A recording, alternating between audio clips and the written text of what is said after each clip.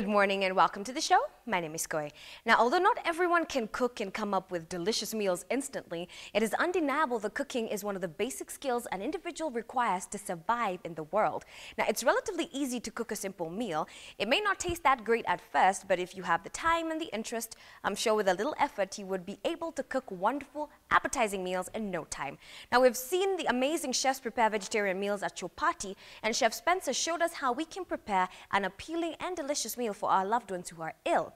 Now, if there's one meal that is eaten in a majority of Kenyan homes at least once a week, then it has to be chapati. Now, a number of you love chapos, but find it tricky to prepare them.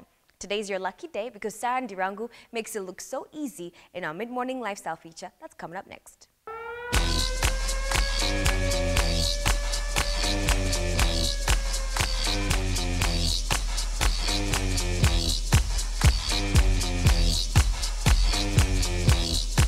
My name is Sarah Dirango, and today I'm going to show you how to make chapatis. And these are the ingredients that we'll need. First and foremost, we need the flour. Then we need some cooking oil. We need some sugar, some salt, some water for mixing, and of course our rolling pin and a frying pan and fire. So let's begin. The first step is pouring the flour into a bowl. Today we are going to be cooking for 4 or 5 people, so I'll cook about 5 to 7 chapatis. And I sift the flour a bit to aerate it.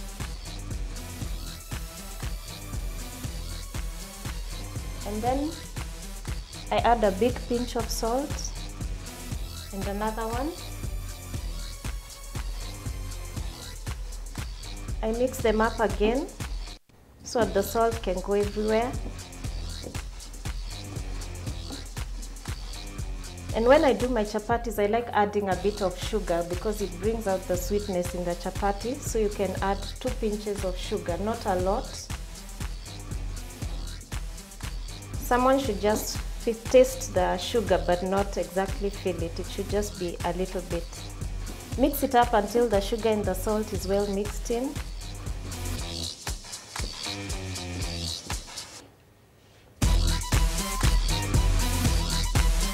And then now we'll take the water. I usually use cold water because when you use warm water, it starts cooking the flour and it makes it harder to work with.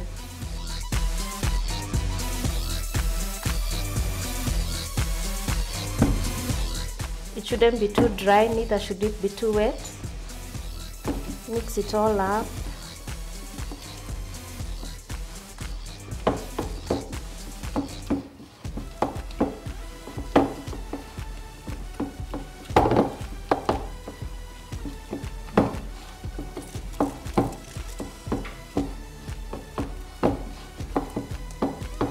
The consistency is fine, so now I'll add some more flour to make it more firm as we go. Just add a little by little and start kneading firmly.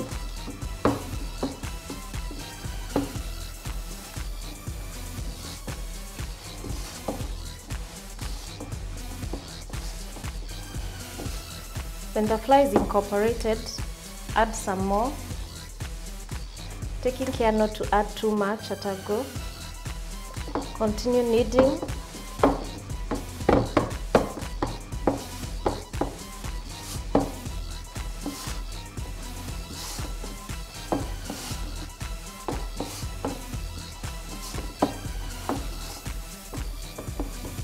Now this is just the first process of kneading. Now we get a clean wet cloth and wipe our surface.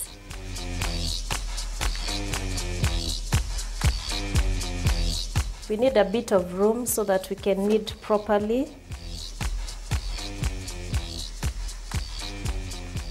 Then take some flour and dust the surface so that our dough does not stick, and pour it out here. So use the palm of your hand, push it forward and continue kneading.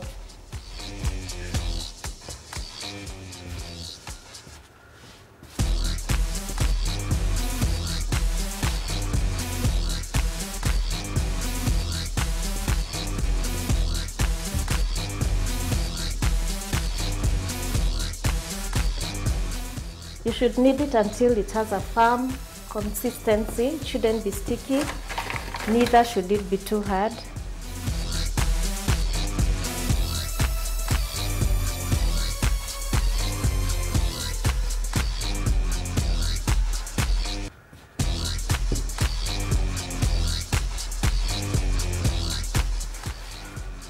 Now our dough is ready now.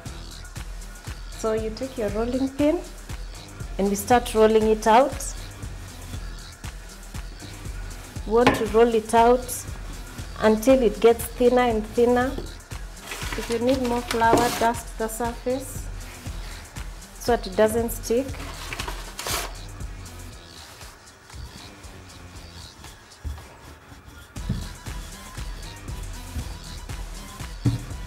Keep rolling and turning so that it gets wider and wider.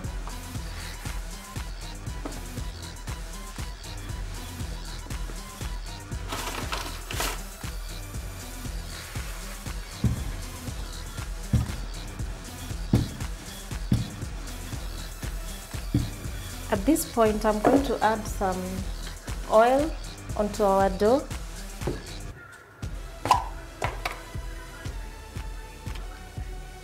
Just take some oil. You can use liquid oil or solid oil, whatever you prefer.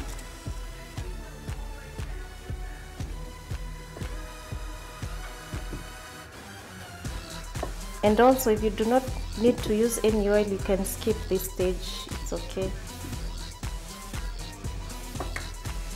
After that, now we need to roll the dough towards us.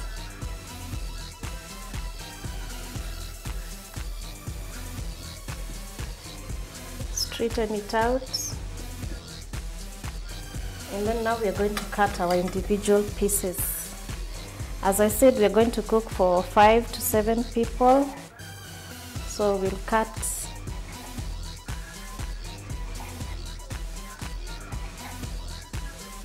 our dough has come to 6 pieces. After cutting our dough into little pieces, now we need to light the fire so that our frying pan can get warm as we move on to the next stage.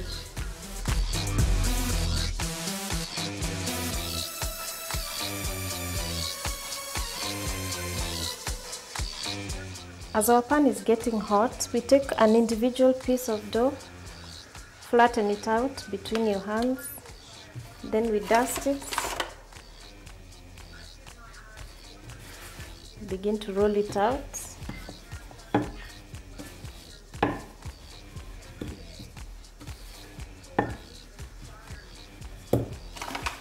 Continue dusting so that it doesn't stick to the surface.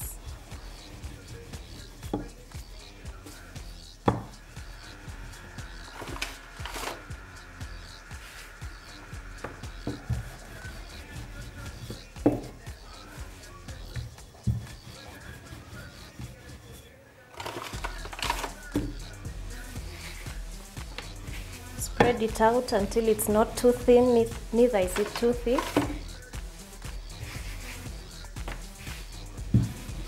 To your desired thickness.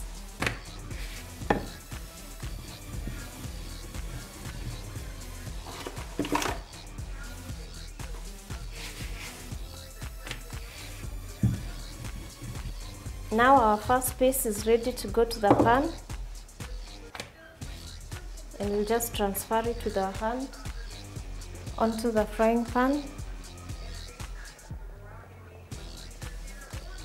Just lay it across.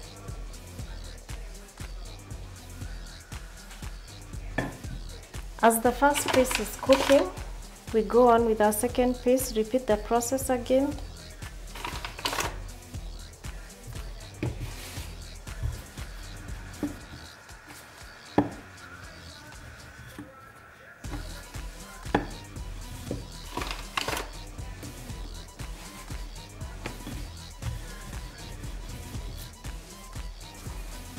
Keep a watchful eye on the fire so that it doesn't burn.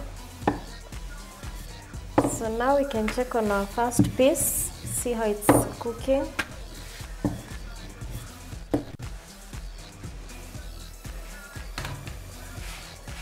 can just turn it.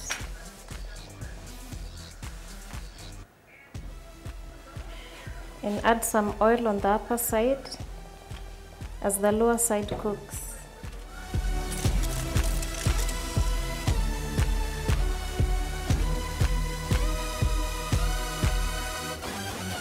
Give the underside a few seconds.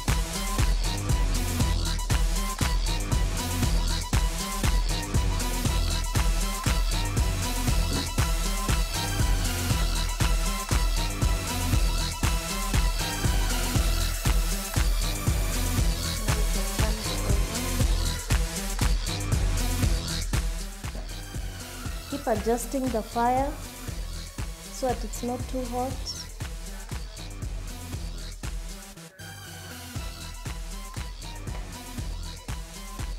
Turn it over again.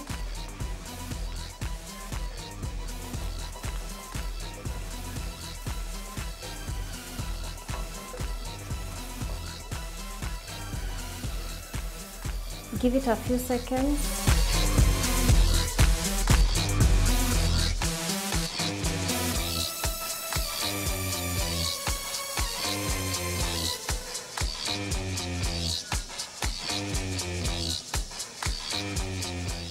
Then we can plate it now.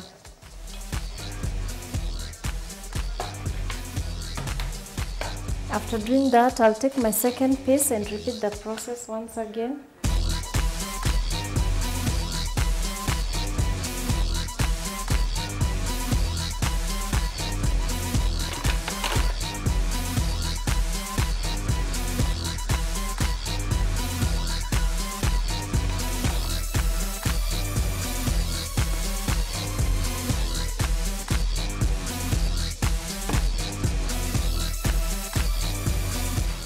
Give it a few seconds again.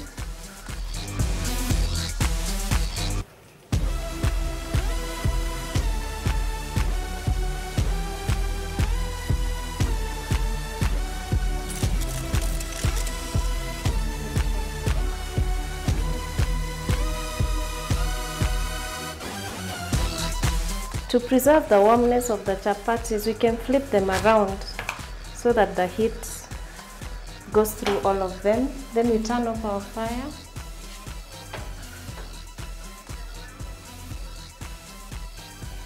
And there we go. Our chapatis are ready now. And as you can see, they are looking nice and good and warm and inviting. You can have them with your stews, your meat stews, your vegetable stews, or with tea. And we should taste one and see how we did. Just put it on a plate and cut it up.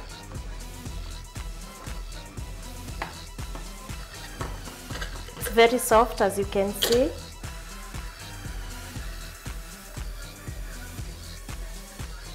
It's very tasty. I hope that now you can make your own chapatis at home and enjoy them. But for me, it's goodbye. Thank you.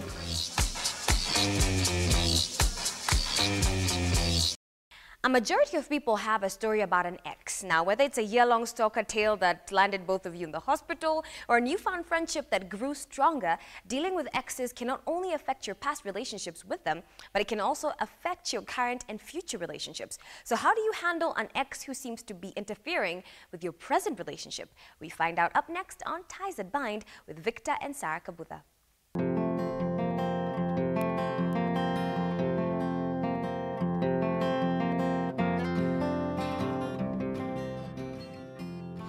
Today we are taking questions from our viewers, and we have a wife here who says, "My husband wants to stay friends with his ex-wife. He always wants to go over to her house to visit her and keep an eye on her, even if it means messing up our plans. Is he still in love with her? He tells me no, but he says that he's all she has. What do I do?" Obviously, this is a situation where the man was married and the marriage ended. Interesting that even in the question, it doesn't talk about children, but depending on how long they will be together, there may be some children involved. Having said that, though, it talks about a man who is married currently. So even though he may be that there's an ex, meaning that he was already married before. I think that his primary commitment as a man is to his wife now. It's not about what is in the past. We are all made up of baggage that we carry through life. But I think it's important that if he made the choice, I like to say with men, and I'm a man, no, I was not at gunpoint. I looked at Sarah and I said, I want to spend my life with her, and I did whatever it took then. And I'm enjoying the fruit of that labor of pursuing Sarah. And I think for him, the lady that he pursued, the reason why it ended may not be obvious to us, but the fact that it ended and he's with someone else now, that's where his commitment, that's what I would hold him personally responsible. And so I feel that okay, again, if there's children involved, there'll always be a heart tie with the children from that previous relationship. But I think in terms of the value, the wife right now is saying that he values the ex, the previous relationship, over the current one. That should not be the case. He needs to be present in his home. He needs to be present again with the children. If there's children in this new relationship, that's his primary responsibility. It's a very tricky thing because you once did have a covenant and a commitment with that person. So you, of course, are going to have ties, even if there was a horrible breakup and conflict and everything. There are still going to be things that tie you to that person, but you have to be so careful. It comes back to boundaries again, that you need to place for your wife now to feel safe and secure. And I think for you as the wife, I would caution you that you would be careful in the way you speak to your husband, that it's not come across as an attacking way, but that you can share your feelings. When you spend so much time with this lady, it makes me feel this way, and it makes me afraid of this, that maybe there's something happening. I feel that the trust is compromised there. And I also would encourage you, I don't know what it is with women, for some reason, when we feel that there is a situation where, suspicious like that, we are quick to go and accuse the other woman, to give her a call or something and leave my husband alone. You gave him up, so, now he's mine. I don't know why we do that. When we have this man right here, who is the person we are one with, we should deal with the man here. I would encourage you, please don't try engaging the ex-wife in this discussion, because it just becomes really nasty and a big drama. And then it ends up, you may be doing it with good intentions, maybe you even think that you approached her in a nice way, but it ends up making you look like the one who is paranoid or something. So I'd encourage you to continue communicating with your husband. And even for you husband, you may be other husbands out there, or even wives who have this situation where you have an ex-husband and your current husband is concerned about the relationship. There has to be boundaries. You can't just push aside, well, you shouldn't feel worried because there's nothing going on. You have to take into consideration their feelings, and that it makes them feel like there's a lack of trust. And so I would encourage you to put boundaries there and know how your relationship with that other person should not be messing up plans all the time. That says that there is a problem there. You have to make the other person make sure that they feel that they are the number one priority. If you feel that you need to keep in touch with this person all the time, invite them over to your house. If you as the wife are someone who's open, you don't have a conflicted relationship with that person, let it be where you're in a more public environment, or if you're not together with your spouse, that you're somewhere, but that your spouse knows, today I have to go and meet this person for this reason. But it's a boundary issue, and you have to place a boundary in that area in order to maintain the trust. And try to understand too where that person is coming from. It's a fair thing to say that I'm going to feel uncomfortable because you had a connection with this person, a legal connection even, not just a relationship that was, it's not just an ex-boyfriend or girlfriend. This person was your spouse. And so you can understand how the other person would feel uncomfortable with your relationship. So be understanding, talk in a way that you can communicate without the levels getting high.